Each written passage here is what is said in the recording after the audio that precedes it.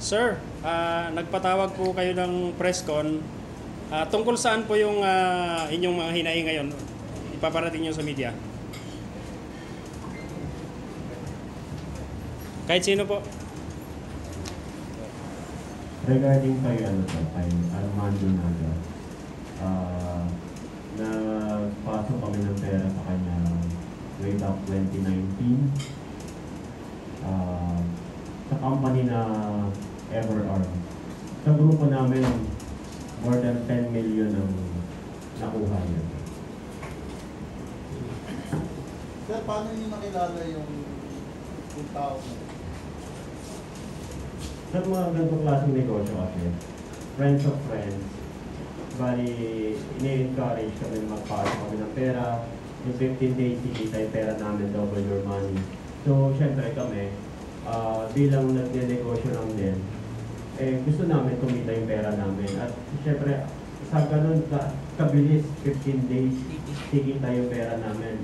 Bakit hindi namin susubukan? Sa ibang company kasi nagagawa naman namin yon, kumikita naman kami. Kaya, nagtiwala kami na baka kumita din yung pera namin nun. Ang hindi namin alam, stock pala. Paano kayo naikaya na nakumbinse? Paano kayo inumbinse para makabitaw ng pera? Kasi yung company nila napakaganda, tapos the way silang makipag-usap sa amin, talagang convincing, makikita mo na talagang makukonvince ka talaga nila na totoo lahat ng sinasabi nila. Kaya kami naman, nagtiwala kami. Nang siyempre, tao lang din kami na nangangarap, umaasa na kumita yung pera namin. Kaya nagtiwala kami sa kanila. Sir, paano ka naniwala dun sa in-order na monoline or power? Paano kayo napaniwala dun sa in-order niya na monoline? Ganito lang kasi kabilis yun, sir kung ikaw, meron kang pera, ipapasok mo sa kumpanya nila, in 15 days, kikita, bakit hindi mo subukan, sir? 15 days lang yun. Sa ibang kumpanya, nagagawa namin yun. 2 months pa bago kami kumita. Sa kanya, sir, 15 days lang. Kaya kami, nagbakasakali kami, sir, na baka sakali, itong perang ilalagay namin, kumita ng ganun kabilis. Dahil kami, marami rin kami mga binabayaran, marami rin kami mga kailangang paggamitan sa pera namin. Kaya, nagbakasakali kami, sir. Sir, magkano na invest mo? Yung sa akin, sir, nasa 3M. Tapos total ng sa grupo namin, more than 10M kami lang. Okay naman pa isa-isa sa kung magkano? Sa akin naman po, nasa 50,000 po. Total na po sa grupo namin, nasa 30, sa 3M. Sa akin po ay nasa 50K. And ang total po ng amount na team ay nasa 3 million po. Sa akin naman po, 200K. Then, grupo namin sa Rizal, hindi po mga 3M. Sa akin naman po, nasa mga 170K ang nakuha sa akin. Sir, excuse me, in 15 days, magkano po yung kita ng 3 milyon?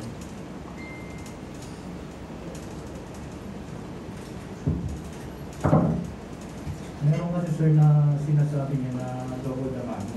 May 1 month, may 15 days. Double Eh, the kahit month? sino naman sa pagka ganun po na double the money. Kahit sino na ma-attract talaga sa ganun po. Hindi ba kayo nag-alinlangan, sir, na Nag-alinlangan naman sir. Kasi may mga pinapakita sila na ganun. May nangyari sila sa naging ko. Sure.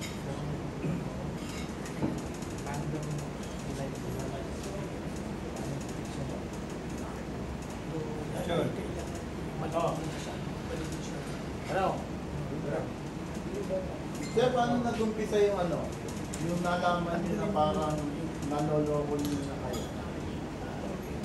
Paano nag-umpisa Na-scam na-scam na kayo? Sa case namin si Level Fortune, sabi kasi, nag-payout kami ng 30% in 6 months para mag-under money. May isang beses na ako nakapag-payout. So, actually, per month ko na walang payout. So, kaya nag-decide kami talaga para masino siya kasi mataas na lang. So, alam mo na mahirap ang buhay ngayon. It's justifiable na kailangan maayos ito. Kasi meron na talaga buhay, kailangan na lang. Ano ang katuwiran nila? Bakit hindi na kayo nagbibigay ng komisyon? No? Hindi ko masasabi dyan. Kasi mag-discopy yan. Hindi, sa inyo. Ano yung sinasabi nila sa inyo nila? Yun na, sa mga siguro na scam na nga kami. Sa amin, marami silang future investment. Pinakita sa amin. Kaya kami naniwala. Siyempre, pera naman. Sa pimperaan, pakiraan. So, nakag-use kami. Pero ganun siguro talaga pag na-scam talaga. Kung pangako talaga pala. So, biktima kami. Galing mo po kilala si Armando Naga? Kilala niyo po ba si Armando Naga? Actually, hindi ko siya nakilala pero nakikita siya in person. Namit niyo siya in person? Siya yung umawak ng mga kasama.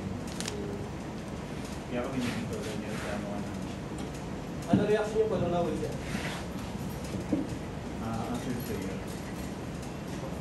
Sir, mga ilan po ba yung lahat na nabiktima nito bukod sa inyong 5 po?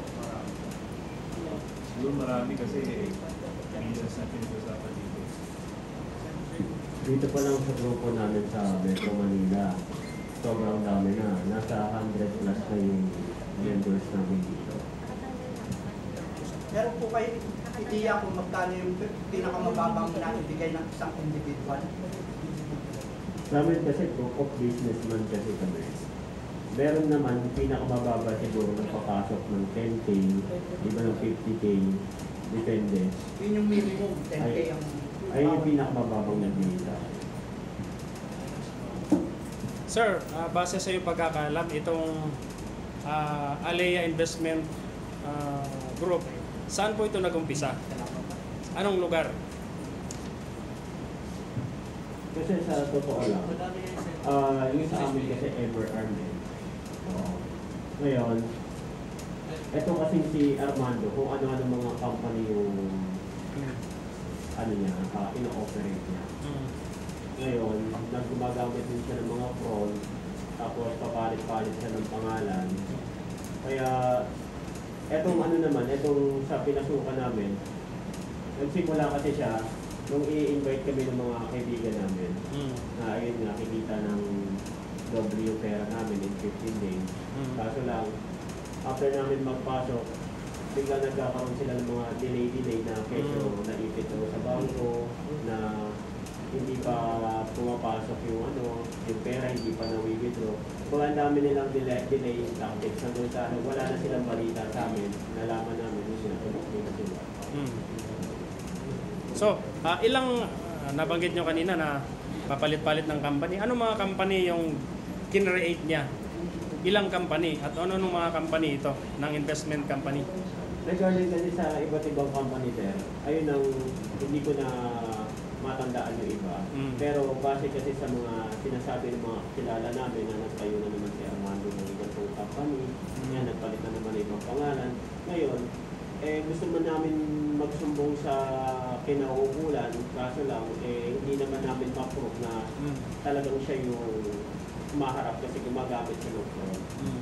So, itong si Armando Naga ngayon, nahuli na noong October 20 ng Manila Police District. Nakapiit na siya ngayon. So, meron pa bang mga iba na kinasuhan yun na at large pa ngayon?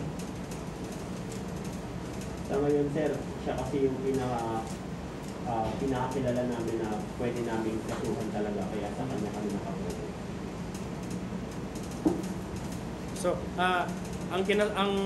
ang nakalagay lang sa kaso nyo ay Alea Investment Corporation. So, merong iilan sa inyo na biktima din ng ibang investment nitong si Naga. Kailan, mayroon ba kayong plano na mag-file din yung mga biktima ng isa niyang investment group? Yes, as soon as possible po. Kapag kami nakaka. Kasi malaki pong pera pinag-uusapan namin. So, pangkabuhayan po. Ilan po sa walang bahan. Pag pinagsama-sama po lahat, magkano po lahat ng gamit sa'yo? Lahat-lahat po. Siguro sir, kasi may mga ibang grupo rin kami na mga nakakausap. Lumalabas siguro mga more than 150 million lahat na yun. Yeah. Sir, meron yatang isa sa mga kasama nyo nakuhanan ng 100 million. Sa anong grupo po siya? Sa anong grupo? Sa 11 ba? Or doon sa 11 Corporation ba? Or doon sa Alea?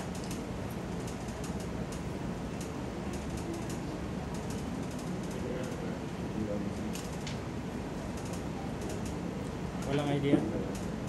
Sa case kasi ng grupo namin, hindi namin matansya. Pero, siyempre, every month counts. Hindi lang yun yan. Malaki pa ito. Hindi mo ito magiging yan.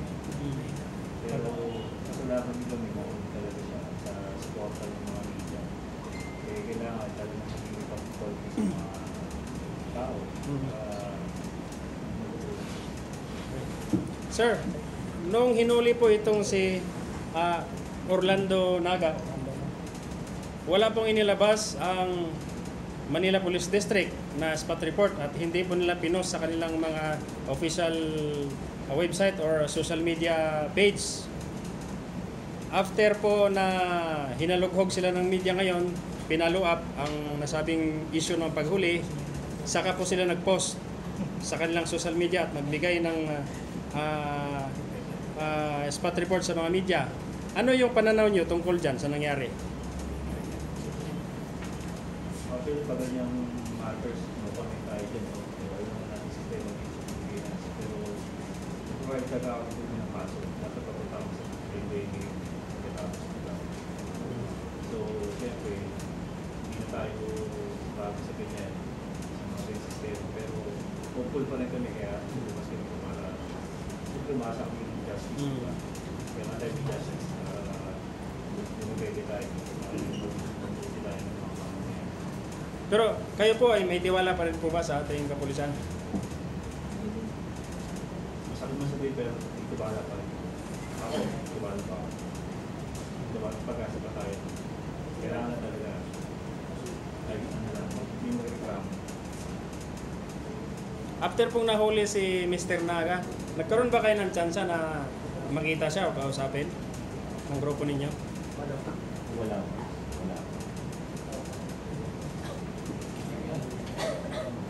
Last na tayo, sir. Last question na. Sir, panawagan na lang sa mga na-damage pa na iba, nalupan na parang gano'n. Pero, nasa mga ano lang, iba na ulit na rin naman, panawagan na lang. Sa lahat ng grupo namin na nakakapanood, dahil nahuli na si Armando, magsama-sama tayo, magtulungan tayo lahat para magkaroon na rin tayo ng peace of mind. Pagtulungan natin to para sa ganun, maiwasan na rin ng mga ganito klaseng tao na manloko pa sa kapwa. Sir, last pala. Yung Ever, di ba from Mindanao po yung na-create? Sa kanya din po yun. Ano po yung maaari niyong ibigay ngayon na impormasyon sa media tungkol sa Ever? Impormasyon, anong mga nangyayari doon, anong mga update tungkol sa Ever, ilan ba yung nabiktima, ilan yung magkano yung nakuha? Sa Ever kasi sir, sa grupo pa lang namin kasi, more than 10M na yung nakuha. Ngayon, may mga ibang grupo pa kami na nakakausap na nasa 100, total of 150, more than 150M yung nakuha nila. And then, ayun, happy lang kami ngayon na nahuli na siya. Sana kung nagbabakasakali kami, kung makuha pa namin yung pera namin, maganda. Kung hindi man namin makuha yung pera namin, sana mabulok na lang sa pulisan. Sir, baka may gusto kayo sabihin na yung scam sa inyo. Ayun, ang masasabi lang namin, sana tigil-tigilan mo na yung ganyang klaseng trabaho. Kasi maraming buhay ang nasisira eh. Hindi lang buhay namin, buhay ng mga kasamahan namin. Meron pa sa amin halos magpakamatay na dahil yung perang ginamit niya pambayad yan sa pinasok sa kumpanya mo, eh inutang lang. Ngayong nahuli ka, eh pagbayaran mo yan, sana makulong ka sa kumpanya. Merong karagdagan. Ako niniwala ako talaga ng sa prices. Gawin yung proseso para ituloy yung asset ni Arman para mabawi naman namin kapital namin. Kaya nga nananawagan kami sa justisya, sa pangkalan na siyempre, sino pa naman natatakbuhan natin, di ba? Kung hindi kaya namin naasahan. Sir, basta sa iyo nalalaman, ano nga ito? Itong 4 or 3 yata ang investment company niya. Sa inyo pagkakaalam? Sa grupo kasi namin, 11 Fortune, sa pangalan ni Arman Castillo, also mga Castillo, Naga, tapos yung mga tauhan niya sila niya, ang Mang Mitch, saka isang Nain, Miss Nain, Sir, balikan lang natin yung paano kayo nag-aabutan pala ng pera? Sa opisina, sa paano Sa kanya mismo. Kay Armando ba mismo? Nagbibigay kami sa cash mismo. Kay Armando Kay mismo? Armando niya. Meron kayo mga picture, video? Sige, dito ka naman. Lahat yan naka-document. Ay, may resibo siyang Kanina pa nakikita yun. Meron siya. Lahat documented sa pati-picture. Paano yan, sir? Meron ba mga kolektor o paano kayo nagbabayad? May nangungulikta ba siya sa bahay o pupunta kayo sa opisina nila para magbigay? Ano tawag yan? Mag-payment? Actually, sa case namin, sinamit ko siya sa, kasi negosyante din ako eh. Sinamit ko siya sa mga 5-star hotel. Doon na namin pag 5-star hotel, mga negosyo yan, di ba? So, alam mo sa hotel kasi, wala nang pasikot-sikot talaga dyan. Huwag ako yung mga pinagkakita ng mga tao dyan. Napakagaling niya magsalita, magaling siyang magbigay ng mga reviews, mga credentials niya, so forth. Eh, siguro na-convince nga ako sa time, pati mga grupo namin. Kaya, gano'n lang, kumbaga, word of, tiwala kami sa salita, syempre, yun naman talaga yung pangahawakan mo, di ba? Kahit na maming document o word document. Yung mga promise sa good promise, ano nga kami, scam nga kami. So, pagbayaran niya talaga yung ano, budget niya. Kaya, sama matulong talaga kami para makuha yung asset namin. Asset niya. Kasi alam ko marami siyang asset sa Indonesia. Si sir po. Magandang hapon po sa lahat. So, nandito po ako, isa po ako sa mga naging biktima po since 2019. Si Armando Naga. Ito po yung isa sa nasa likod ng ng investment scheme sa Mindanao. Mindanao. Yung Everarms. So, kami po, ako sa grupo namin, sobrang laki ng nawala o inaasahan namin doon way back 2019 hanggang ngayon hindi pa rin kami parang hindi ka mahirap i-move on. Kung ang pinag-usapan dito is hindi lang 1,000, hindi lang 1 milyon, hindi lang 10 milyon. Kumbaga sa narinig ko o sa kaalam-alam namin, nasa 56 billion yung nakuha niya from Mindanao sa Everarms na yan. So ngayon, nitong lang, ako po ay isa din po sa nabiktima rin sa bagong company o bagong scheme na ginawa niya, pero hindi ko siya agad nakilala kasi nga ang doon, pangalan doon, siya yung gumamit siya ng Win Castillo. So siyempre kung tayo, hindi natin siya makilala. Kung hinahanap po natin ng tao, Armando Naga, tapos naging Win Castillo.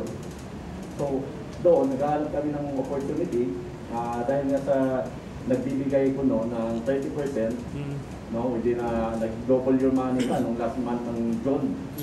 So sumali po ako, at saka yung mga kaibigan ko, mga kontak ko. So naengganyo kami sa double your money. Okay? So after nun, isang basis lang din kami naka-see out, then the rest po wala na po siya. Then, nung nalaman ko po lately na, nitong nung nahuli na, siya pala, no, si Will Castillo ay si Armando Naga. Tapos, kasama po niya yung sa CEO, yung humarap po sa amin, naalala ko, yung humarap po sa amin ay, siya yung tumatay yung CEO sa 11 Fortune, si Nadine Palehe, sa mga babae. Then kasama po yung assistant nila na si Michelle Bencito at saka si Cheryl Querobenes. Yun po. So ang ano naman dito, yung pagsa-transaction naman po kung paano tumanggap ng pera ay ginagawa po sa isang hotel. Sa hotel po. Then minsan po ay mga lobby, restaurant po. So doon, dahil nga sa Tibala kami at saka naano kami sa opportunity ng 11 Fortune, so nagbabaka sakali po kami. Then may papromo siya na 30%. So kami, wala namang kung may pera kami at naghahanap kami ng income, so dito po, inano namin. Then, from Mindanao, dito ko nalaman na siya pala ay isa lang.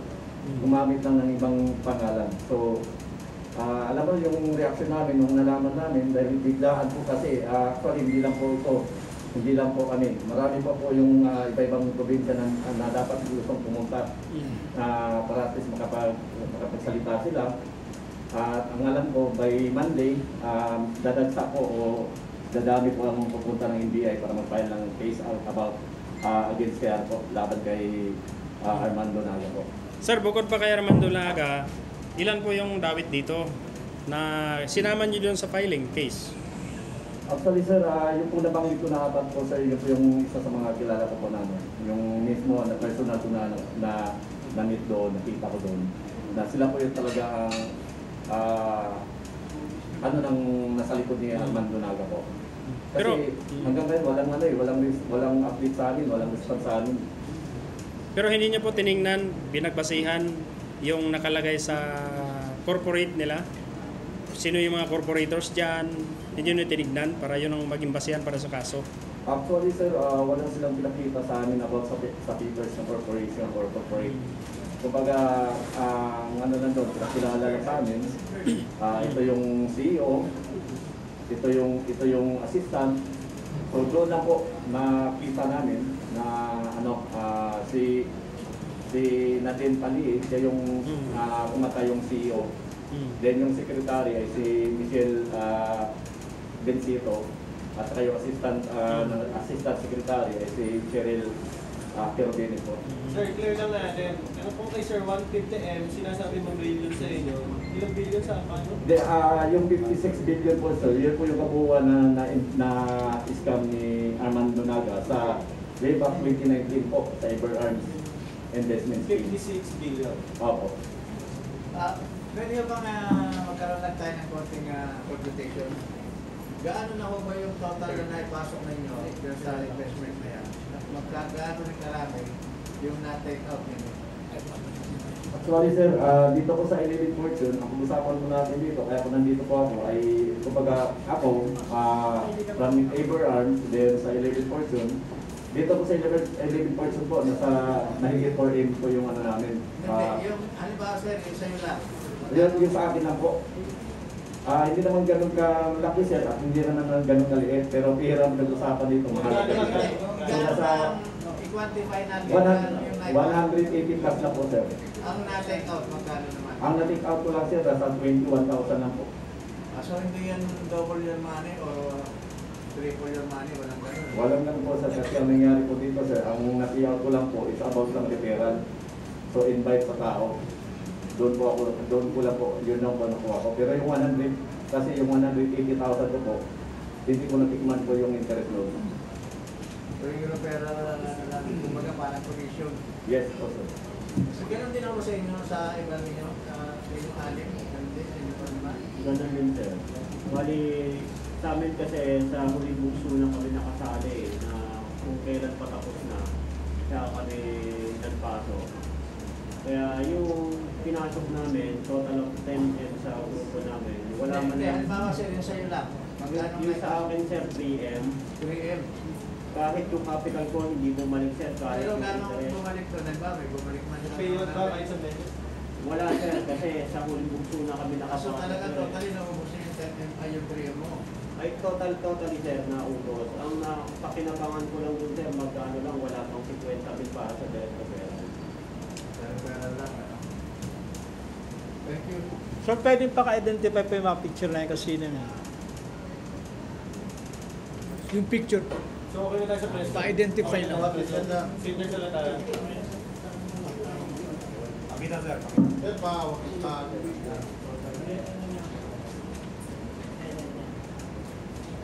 Sino sila, sir? Yung nasa picture.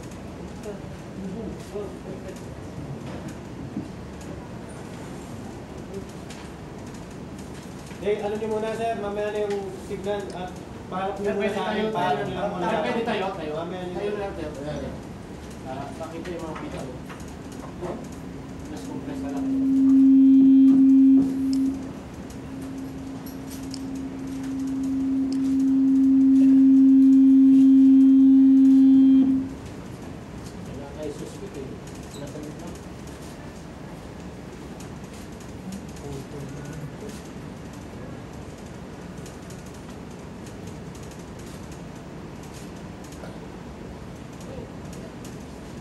Dahil lang bro.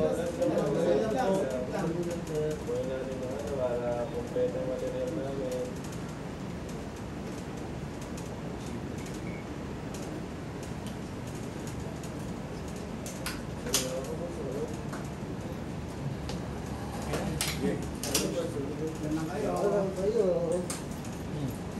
lang kayo. Pwede lang kayo.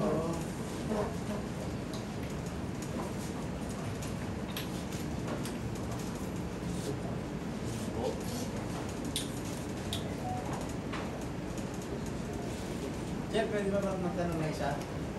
Wala nga. Dahil lang mo sa saglit na.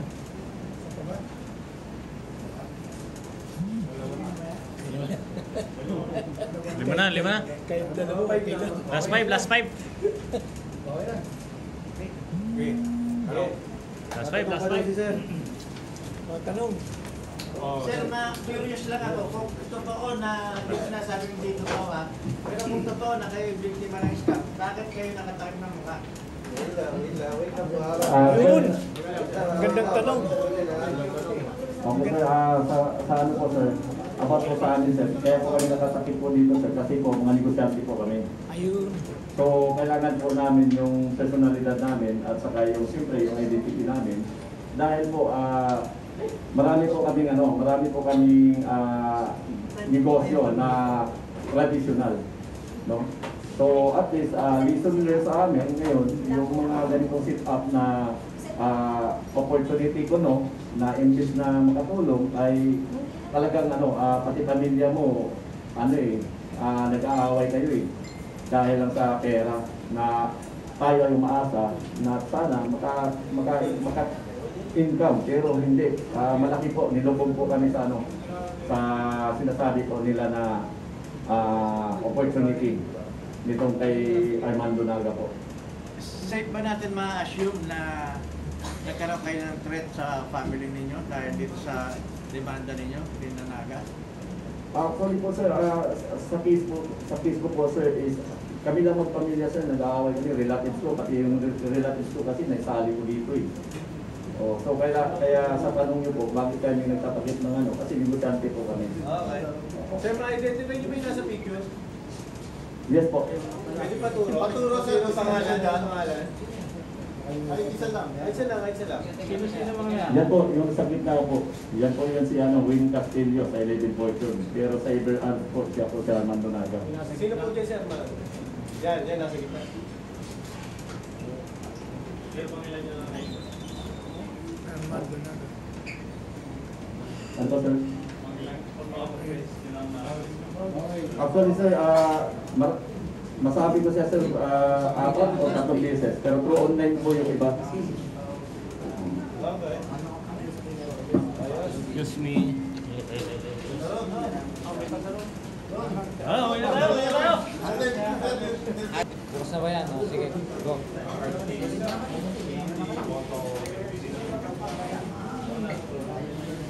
Sir, ano po ba yung nasasabing reklamo?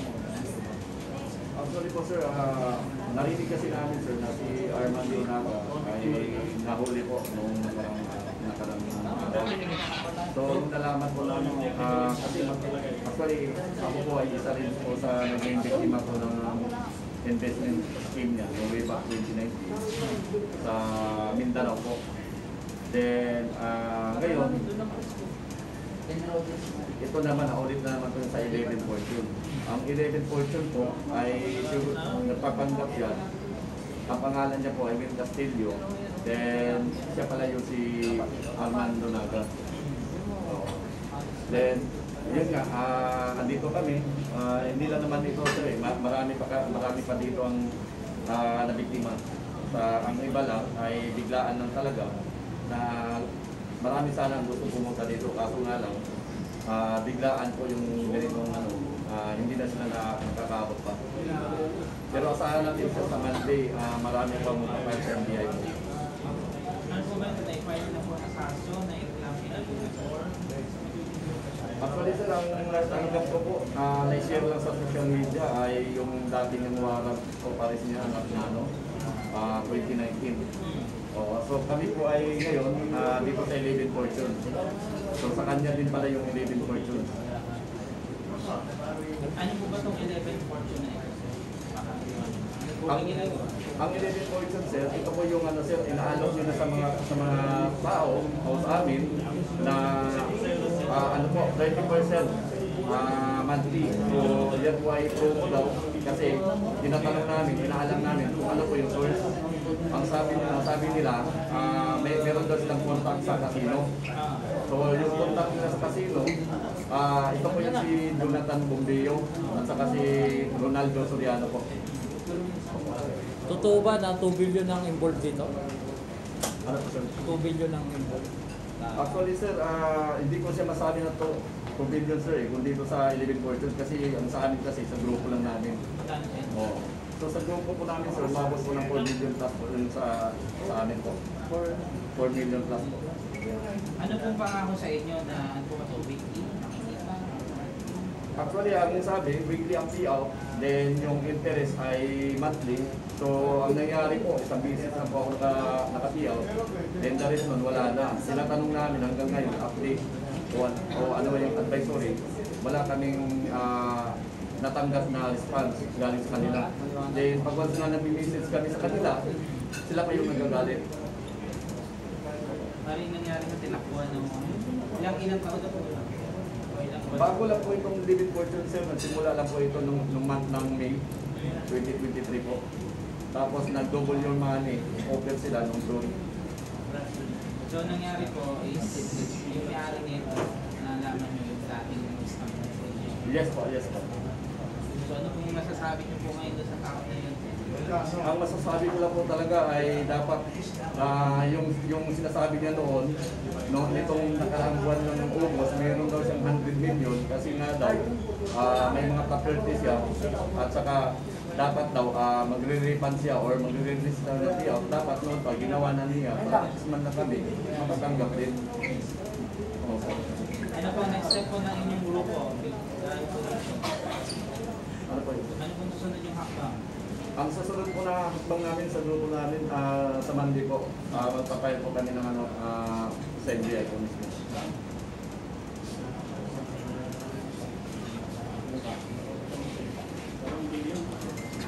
So bali sir, yung 4 million is kung lang billion. Yung 4 million sir, Mag-payout kayo ng after 1 month. yes po sir. Ang 4 million sir sa grupo ko lang po yun sir. Pero hindi lang po ako ang ano dito. Ang alam ko po dito, napakarami po namin. Kasi sa grupo ko po, umabot po kami ng 100 plus. So kaya po nabuo ko yung 4 million plus po. So sa iba po, ang alam ko nito lang nakaraang buwan ng July, may nag-invest kanya ng 10 million. Isang tao lang po yun. Marami kayo bukod sa inyo. Marami po sir, maraming may mga grupo sir. May mga nagreklamo. Actually, ang kasi takot sila magreklamo, ayaw nila magreklamo kasi nga umaasa na ma-refund. Dahil po ang pangako, mag-antay lang, konting days lang, tapos pag nagbigay naman siya ng days, hindi naman natutupad po. Parang ano po, parang kumbaga sa ano, parang extend hanggang sa tumagal na. Yes po, parang ganun po. Then nung nalaman na lang namin na nahuli na siya nitong nakaraang araw, so hindi na po kami nakapagpigil na talagang ilabas namin ang sama ng loob namin sa kanya. Nahuli po siya ng FED yung nakaraan. Opo. So ano pong kaso yun? Yung same day? Ang kaso doon, sir, nakita ko yung dating warrant niya po sa Mindanao na Faber Arms po, na investment scam po. So ang ginagawa ko nito, nagtatayo ng ibang company, pag nabuko ng isa, Yes po. Tapos nagpapalit siya ng pangalan. palit ng pangalan. Tapos yung ano naman niya po ay lalo-lalo na po yung mga ano niya, yung sa cheque po, meron po kami hawak na cheque sa 11 Fortune. Yun po yung patay yung CEO ay si Nadine Palihi po. Tapos siya yung pinapakilala sa amin na siya yung CEO, then yung secretary, yung laging kasama niya. Puro mga babae po yung kasama niya.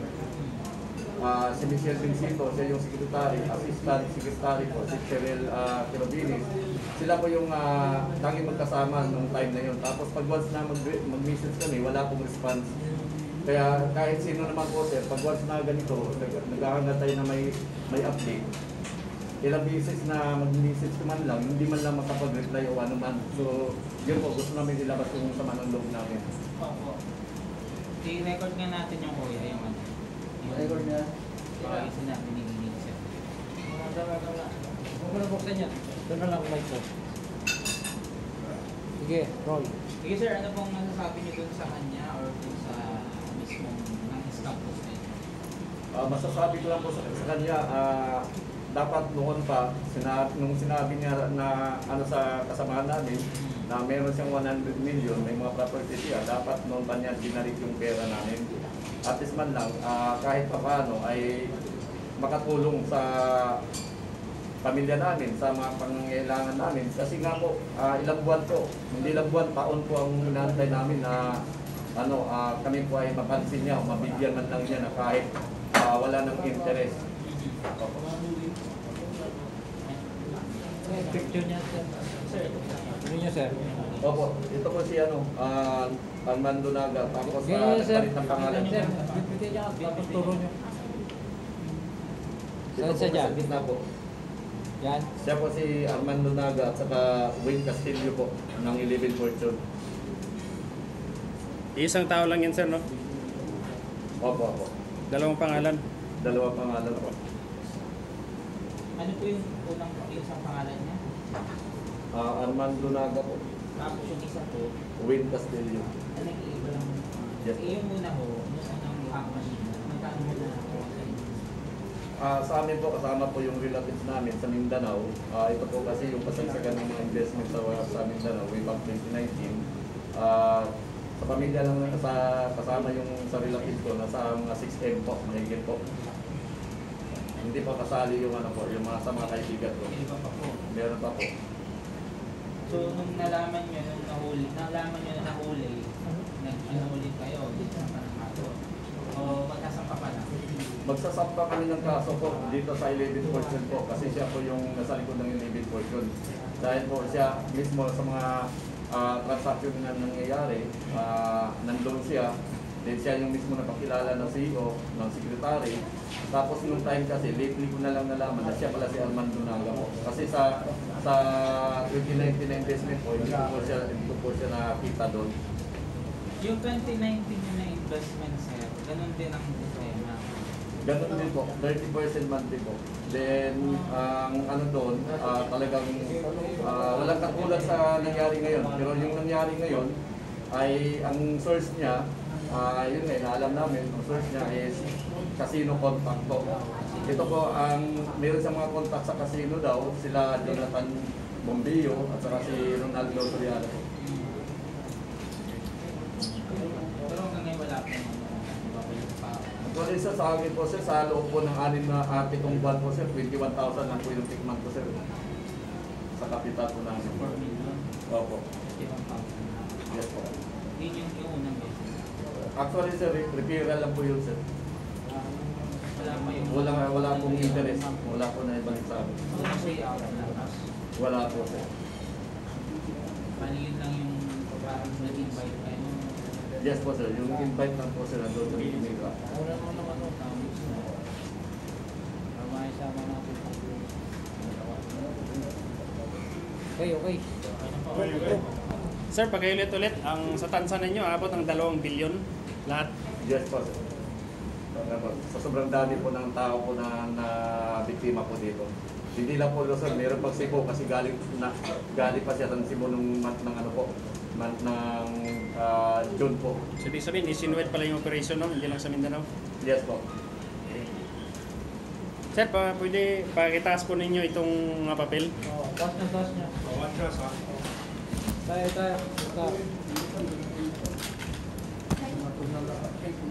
Meron na ba kayo niyan? Ba't ang bilis nyo? 15 minutes pa eh. 15 minutes. Doon na naman kayo sa ano?